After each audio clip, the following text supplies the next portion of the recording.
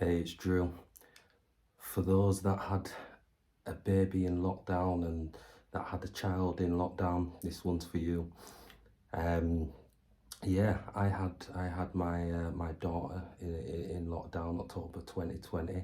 She's toddler now, 2 years old. She's doing very well. Lights up my life every single day and a number of different people's lives every single day. It was a tough time. It was a tough time, lockdown, and it's still tough as we're just coming out of it now. Um, and I know plenty of parents around around the world are still having tough times, and there's things that if you did have a child in lockdown, there's things that are on a lot of parents' minds, a lot of worries, a lot of things that parents are struggling to overcome, and are constantly struggling to really keep on doing well in certain regards. So just wanted to cover a few things today, and a lot of the things that I'll talk through. A lot of the things still ring true. A lot of the things have always rang true in terms of bringing up a child and bringing up that new generation. They've been coined Generation Alpha. They might be renamed Generation Metaverse. At the moment, the Generation Alpha. So yeah, and if we start at the top, talking, communicating. Now, children born within lockdown and within the restrictions, there were plenty of worries for parents across the world. Big worry was the social element and the lack of social skills that could potentially arise. Um, and with regards to having a child, and to really ensure that they are getting that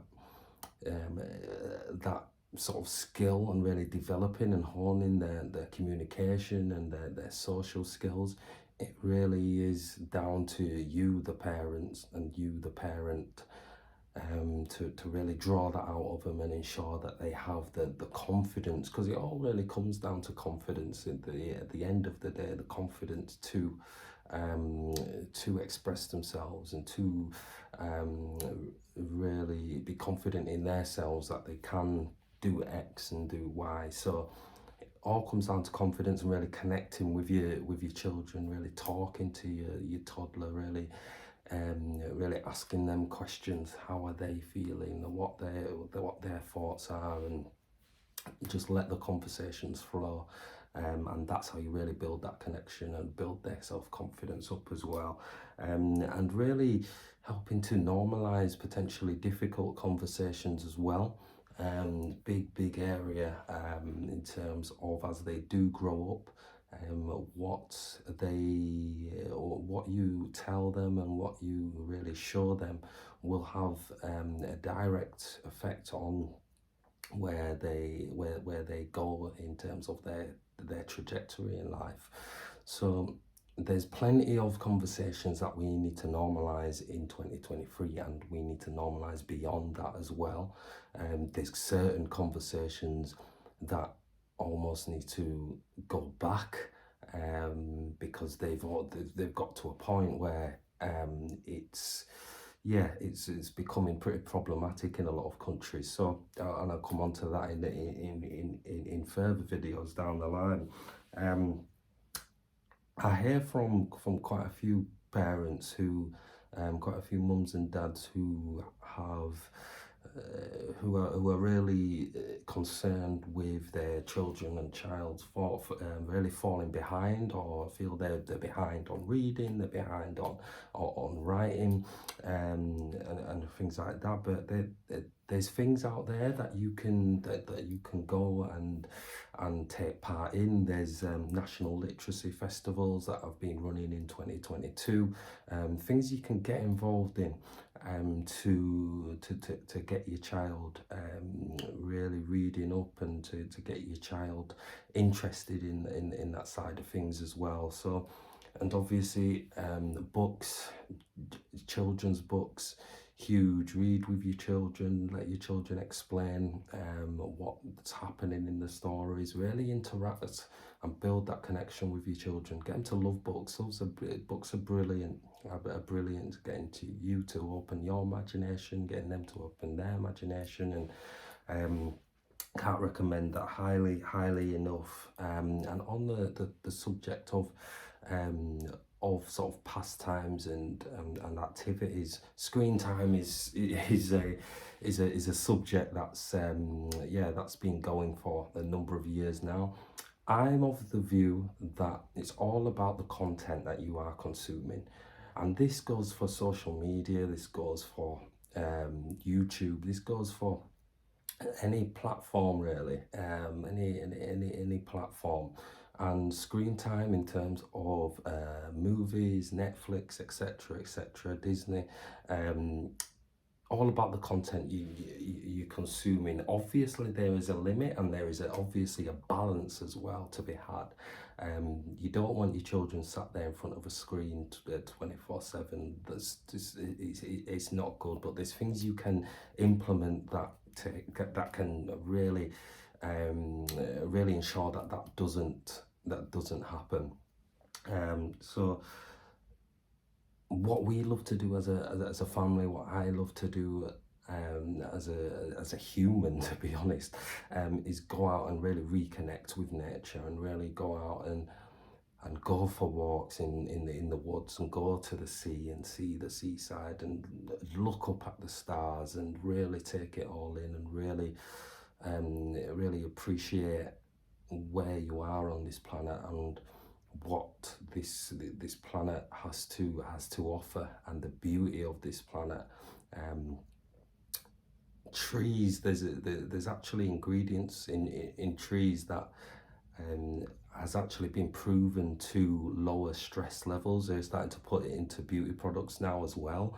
There's a few companies really innovating in that sector, but there's a direct correlation, and there's been research done to show that trees do actually lower your stress levels. So get out, get out in nature, get out for a walk, keep active. That'll keep you active as well. And there's so many things you can do when you're on the walk as well. Don't just go on the walk and be on your phone. Interact with your child, interact with your partner, talk about what you can see, talk about the trees. Beautiful, there's some beautiful forestry and trees in this country. Look at the birds, look at the animals that you come across. Take it all in, because that is the most important thing. Those experiences, those real interactions with nature itself, and with the world and the earth as a whole as well. So don't take it for granted. You'll feel better when you get back as well. You'll be glad you went out, you'll be glad you went on that walk. So definitely do that. Now this next one is quite tough to do a lot of the times when you have got a toddler, but if you can get it in early and get some continuity there, and life is fast, life is tough. I'm not saying every night, etc. We don't do it every night. But in terms of family time, dinner time needs to be family time. Now, getting your 2-year-old to sit at dinner table for an hour or however long your dinner will take, tough. So, but to build up those key skills when they are eating, and when you're creating a real experience and atmosphere at meal times and dinner times especially, invaluable, absolutely invaluable. And none of this business of having the meal time and sitting on your phone, etc. That's only going to lead to one way. So really be in the moment, be present, enjoy your food, enjoy the conversation. That's how families stick together, that's how families stay together. So huge area. Um, and those are the main things I wanted to just kick off with. Having nothing, it, nothing has really changed that much in terms of those core things you've always needed to implement, and are always really strong, build strong foundations for family and family life, to really raise those kings and queens, of tomorrow. So there's a few things there that will always stand the test of time, and as we really come out of COVID, don't be worried. Be excited. Be excited. Be there. Be that Don you are. Be that badass mum. Be that badass dad you are, and we'll go on this journey together. And hopefully you've taken some of the pieces I've shared with you today, and hopefully you can hopefully they'll help you on the journey. So yeah, till next time, take care.